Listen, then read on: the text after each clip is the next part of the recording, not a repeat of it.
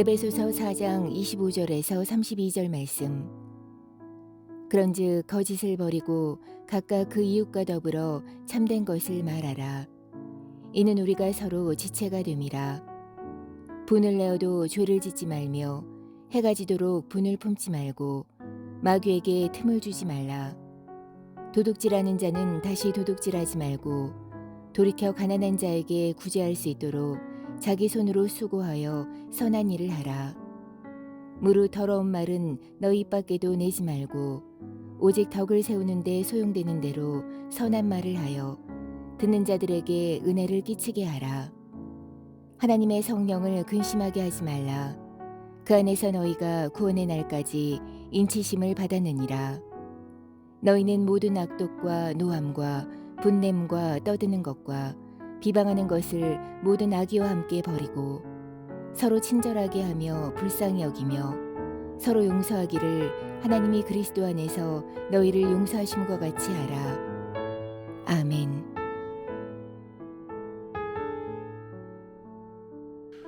함께 기도하겠습니다. 하나님, 새 사람으로 살기 원합니다. 십자가의 은혜를 알고 복음을 알고 또 주의 은혜를 아는 새 사람으로 살기 원합니다. 오늘도 오직 그 은혜로 새 사람으로 살아갈 수 있도록 우리와 함께하여 주옵소서. 이 모든 말씀 예수님 이름으로 기도하였습니다. 아멘. 할렐루야. 우리를 교회로 불러주시고 또한 교회로 살아감으로 우리의 삶에 날마다 하나님의 임재를 경험케 하여 주신 우리 하나님의 이름을 높이 찬양합니다. 오늘 우리가 함께 나눌 말씀의 제목은 새 사람을 입으라, 새 사람을 입으라 라고 하는 말씀의 제목입니다. 이미 우리가 말씀을 다 읽어보셔서 아시겠지만 오늘 본문에는 사실 새 사람에 대한 말씀, 새 사람을 입으라 라고 하는 말씀이 등장하지 않습니다. 그런데 그럼에도 불구하고 말씀의 제목을 이렇게 정한 이유는 오늘 말씀이 어제 나눈 말씀의 가장 마지막 절인 24절에서 새 사람을 입으라 라고 하는 말씀으로 이어지는 말씀으로 오늘 말씀에서는 새 사람을 입는 것이 무엇인지 어떤 삶인지 구체적으로 한 절 한 절 한 절 나열되고 있는 말씀이기 때문입니다. 그런데 여기서 우리가 한 가지 이 말씀의 번외로 고민해보고 싶은 것이 한 가지 있는데, 바울은 지금 에베소서를 통해서 교회가 무엇인지 설명하면서 왜 교회에 대한 운영, 교회에 대한 비전, 교회에 대한 사명을 이야기하지 않고 성도의 삶이 어떠해야 되는가, 또 성도가 누구인가에 대한 이야기로 계속해서 교회가 아닌 성도에 대해서 이야기를 하고 있는 걸까라고는 질문에 대한 고민입니다. 그런데 그 대답은요, 사실 의외로 아주 간단합니다. 교회는 건물이 아니라 성도이기 때문이며 성도가 새로워질 때만 교회가 새로워지기 때문입니다. 그러니까 교회가 새 교회가 되기 위해서는, 교회가 새로운 교회가 되기 위해서는 바로 성도된 우리가, 그리고 동시에 교회된 성도가 새 사람이 되고 새롭게 되었을 때만 교회가 새로워질 수 있는 겁니다. 그래서 바울은 이 교회에 대한 말씀 가운데 끊임없이 성도에 대한 이야기로 채워가고 있는 겁니다.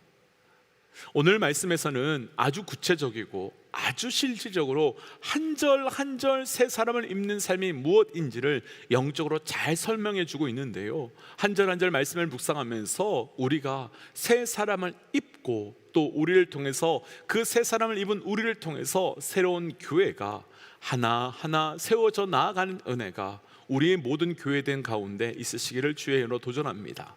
새 사람을 입으라, 첫 번째 도전은요, 거짓을 버리라 라고 하는 도전인데요, 먼저 25절입니다 25절이요, 함께 읽지요.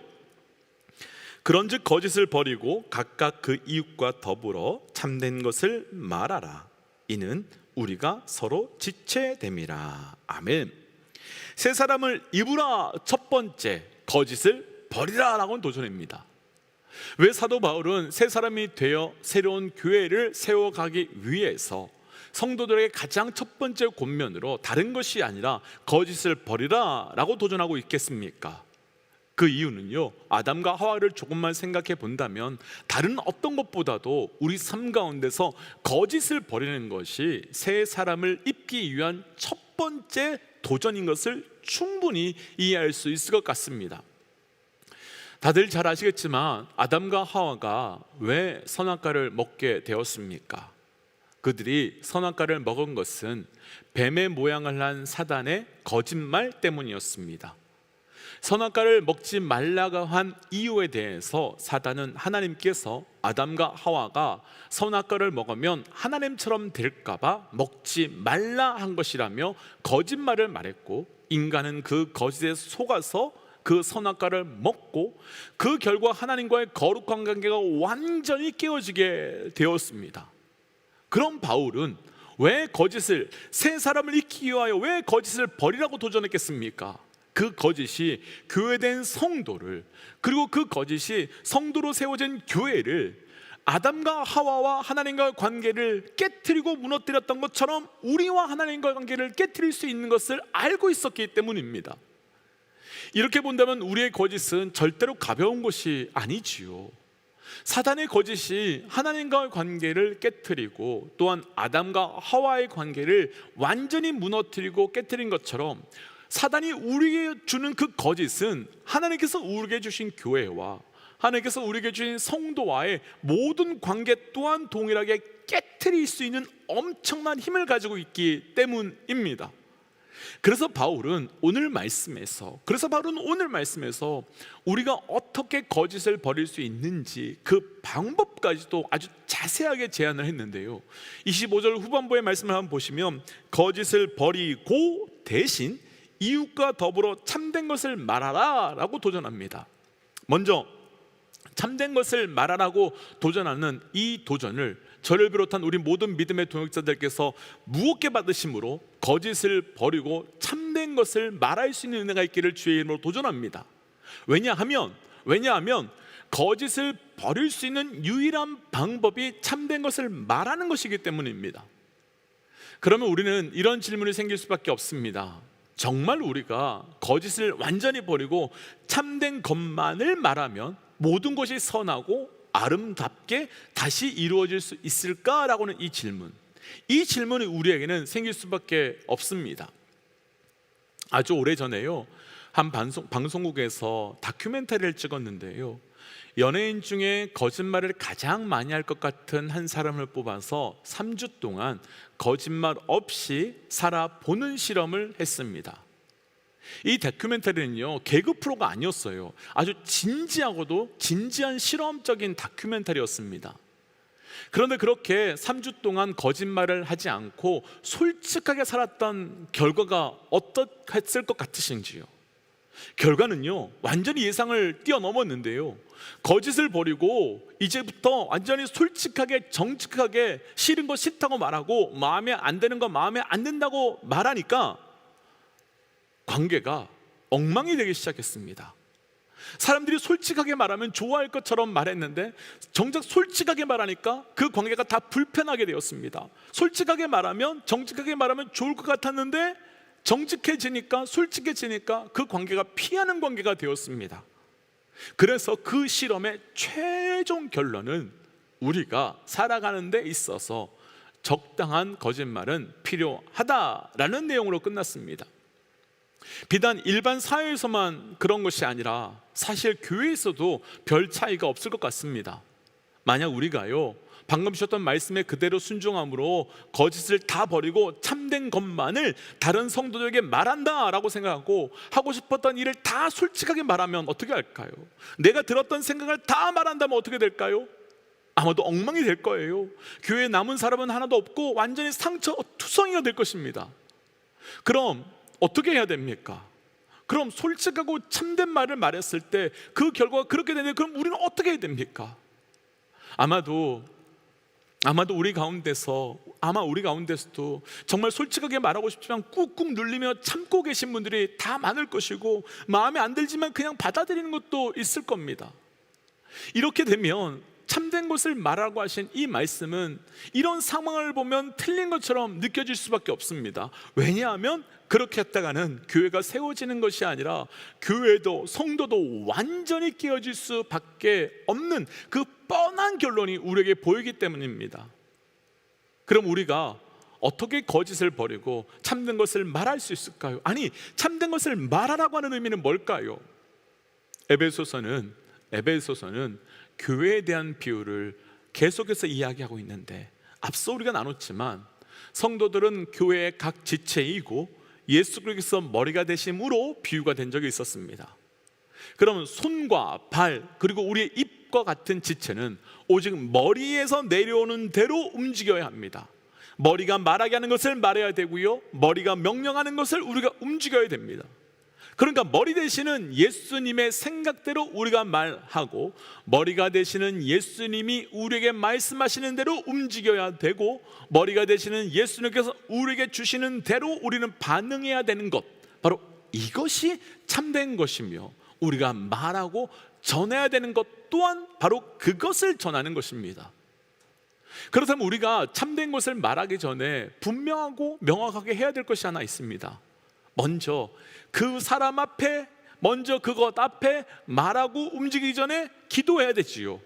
그리고 그 기도를 통해서 우리의 머리 되시는 예수님께서 무엇을 말씀하시는지, 무엇을 주시는지 받아야 하고, 그 받은 것을 우리는 조금도 빼거나 더하지 아니하고 우리의 생각을 전하는 것이 아니라 그분의 생각을 우리의 입술을 통해서 그대로 전할 때 바로 그것이 참된 말을 하는 것이며, 그 말이 지체와 교회를 세우게 되는 참된 말이 되는 것입니다. 사랑하는 믿음의 여러분, 새 사람을 입기 위한 첫 번째 도전은 거짓을 버리십시오. 그리고 그분이 우리에게 주시는 말씀을 따라 참된 것을 선택하십시오. 오늘 말씀에서 나눌 두 번째 새 사람을 입으라는 분을 내지 말라라는 말씀으로 26절과 27절 함께 좀 보지요. 26절과 27절입니다. 함께 볼까요? 시작. 분을 내어도 죄를 짓지 말며 해가 지도록 분을 품지 말고 마귀에게 틈을 주지 말라. 아멘.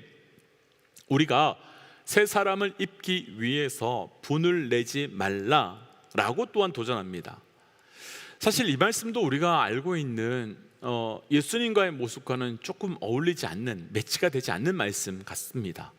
왜냐하면 예수님은 예루살렘 성전에 들어가셨을 때 성전에서 장사하면서 그들 안에 물건을 사고 팔 때 그들을 쫓아내시며 분노하시면서 화내신 적이 분명히 있기 때문입니다. 그럼 이 말씀 또한 틀린 것처럼 보일 수 있습니다. 이 말씀 또한 맞는 말씀이 아닌 것처럼 보일 수 있습니다. 그런데 말씀을 천천히 다시 한번 자세히 보시면 말씀은 분노를 내지 말라라고 하지 않으셨습니다. 분을 내어도 죄를 짓지 말라라고 말씀하셨습니다. 그러니까 우리의 분노가요, 죄의 자리로 가지 않도록 해야 함을 도전하고 있는 겁니다. 우리가 새 사람이 되기 위하여 도전한 것은, 두 번째는 우리가 분노하지 말라가 아니라 우리의 분노가 죄의 자리로 가지 않도록 하라고 도전했던 겁니다. 그런데 이 말씀 또한요, 바울은 성경의 영적 질서와 영적 사건을 너무도 잘 알고 있기 때문에 이렇게 도전하고 있는 겁니다. 앞에서 인류 첫 번째 죄가 거짓 때문에 이루어진 것 같이 역사에서 가장 첫 번째 나타났던 살인이 바로 이 분노 때문에 시작된 것 또한 우리는 알고 있습니다. 가인과 아벨, 왜 가인이 아벨을 죽였습니까? 분노 때문이었습니다. 하나님께서 아벨 때문에 나의 제사를 받지 않았다라고 생각한 분노 때문에 가인은 아벨을 죽이게 되었습니다. 결국 새 사람을 입는다는 것은, 그리고 새 사람의 그 능력은 분노를 무엇으로 끌고 갈지를 온전히 선택하는 것이 우리의 능력이라는 겁니다. 만약 가인이요 하나님께서 나의 제사를 받지 않음으로 화가 난 그 자리를, 회개의 자리를 끌고 갔다면, 만약에 가인이요 만약에 가인이요 아벨의 제사와 비교되면서 하나님께서 자신의 제사를 받지 않았다는 것을, 그 질투를 아벨에게 어떻게 너는 예배 드렸니? 라고 묻고 구하는 자리로 바꾸었다면, 그 분노는 죄의 자리로 간 것이 아니라 어쩌면 아벨보다도 더 깊은 거룩한 예배를 드리는 자로, 가장 충만한 예배로 나아갈 수 있는 자의 자리가 바로 그 자리가 될 수도 있었을 겁니다. 그렇다면 분노가 마귀가 틈타 들어와 죄의 자리로 가지 않도록 하기 위한 방법은, 분노의 자리를요 엎드림의 자리로, 분노의 자리를요 구하는 자리로, 분노의 자리를요 무릎 꿇는 자리로 바꾸어야만 우리 가운데 새 사람을 입을 수 있게 되는 거지요. 우리의 분노의 자리를 엎드림의 자리로, 구하는 자리로, 무릎 꿇는 자리로 바꾸셔야 됩니다. 그래야 우리 삶 가운데 새 사람을 입는 두 번째 영적 도전으로 나아갈 수 있게 되는 겁니다. 오늘 말씀에는 이후에 여러 가지가 제시되고 있는데요, 도둑질하지 말라, 또 악한 말을 하지 말라, 용서하라 라고 하는 새 사람이 되기 위한 도전이 더 있는데, 시간적인 관계로 28절에 도둑질에 관한 말씀 한 가지만 더 나누어 보도록 하겠습니다. 함께 28절 말씀을 좀 읽어볼까요? 28절이에요. 도둑질하는 자는 도둑질하지 말고 돌이켜 가난한 자에게 구제할 수 있도록 자기 손으로 수고하여 선한 일을 하라. 아멘. 바울은요 도둑질하는 자는 다시 도둑질하지 말고 가난한 자에게 구제할 수 있도록 자기의 손으로 수고하여 선한 일을 하라 라고 도전하면서 새 사람의 삶이다 라고 말합니다. 우선 여기서 말하고는 도둑질은요, 단순하게 남의 물건을 훔치는 도둑질을 말하는 것이 아닙니다. 아마도 문맥을 통해서 이미 이 도둑질이 어떤 의미인지를 충분히 이해하고 계시겠지만, 여기서의 도둑질은 게으름을 뜻하는 것이고, 수고하고 애쓸 수 있음에도 불구하고 자기 스스로 일하지 않고 다른 사람의 도움과 후원만을 기대하면서 게으르게 살아감으로 하나님께서 내게 맡겨주신 그 사람들을, 그 사명을 온전하게 감당하지 못하는, 그래서 결국 하나님께서 내게 생명을 주셨는데 그 생명의 이유를 온전히 하나님의 사명대로 살아가지 못하는 삶을 뜻하는 겁니다. 그럼 왜 게으른 사람들을, 그리고 그 사명대로 살아가지 못하는 사람들을 왜 도둑질하는 사람으로 표현하고 있겠습니까? 하나님께서 우리에게 주신 생명의 목적, 육체의 목적, 시간의 목적이 있는데 그 목적대로 사용하지 않는 것은 하나님께서 내게 주신 그 모든 것을 주신 이유대로 사용하지 않는, 하나님의 것을 훔친 삶, 하나님의 것을 내 마음대로 사용하는 도둑질하는 삶으로 나타나기 때문입니다. 그렇다면 새 사람을 입는 것은 어떤 삶이겠습니까? 단순히 열심히 살아가는 삶이 아닙니다. 단순히 최선을 다해서 놀지도 않고 일하는 삶이 아닙니다. 그 삶은 하나님께서 내게 그 무엇을 주신 뜻에 맞추어, 그 무엇을 내게 주신 목적에 맞추어 살아가는 삶으로 내 마음, 내 뜻대로 살아가는 삶이 아님을 뜻하는 것입니다. 그럼 이것을 그대로 지금 바울이 말하고 있는 교회에 대한 이야기로 우리가 좀 확장해서 가본다면, 내가 주인 되어서 내 마음대로 교회를 좌지우지하는 것이 아니라 주의 뜻을 구하며 주의 부름 앞에 철저히 순종하는 삶을 새 사람을 입으라로 요청하고 있는 겁니다. 다들 아시겠지만 이 시대에는 교회의 주인이 참 많습니다. 교회의 주인이 되고 싶어하는 사람도 참 많고, 교회의 주인이라고 생각하며 살아가는 사람들도 참 많습니다. 그런데 정말 안타깝게도 스스로는 그것이 믿음이 좋은 것으로 착각하고 있고, 심지어 다른 성도들조차도 그것이 도둑질인지 모르고 헌신이라고 생각하고 있다는 것입니다. 그래서 우리는 잘 분별해야 됩니다. 잘 분별해야 됩니다. 사랑하는 믿음의 여러분, 그래서 저를 비롯해서 그 누구도 하나님의 것을 내 것으로 여기는, 내 마음대로 사용하는 도둑의 삶이 아닌 그분의 뜻으로 움직여 살아가는 종의 삶으로 살아가시는 것, 그 삶이 바로 새 옷을 입고 새 사람으로 살아가는 삶입니다. 그렇게 살아가시기를 주의 이름으로 도전합니다.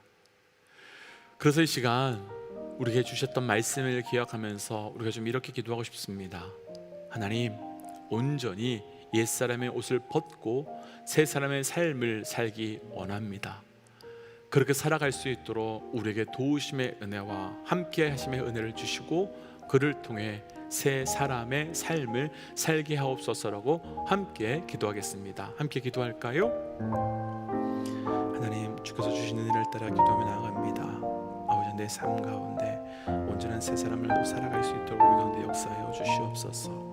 하나님, 내가 생각하는 새 사람, 내가 기대하는 새 교회가 아니라 주께서 말씀하시고 인도하여 주신 그 새 교회, 새 사람으로 살아갈 수 있도록 인도하여 주시고 그 삶을 완전히 주께 맡기며 나아가는 우리의 삶이 되어갈 수 있도록 동행하여 주시옵소서.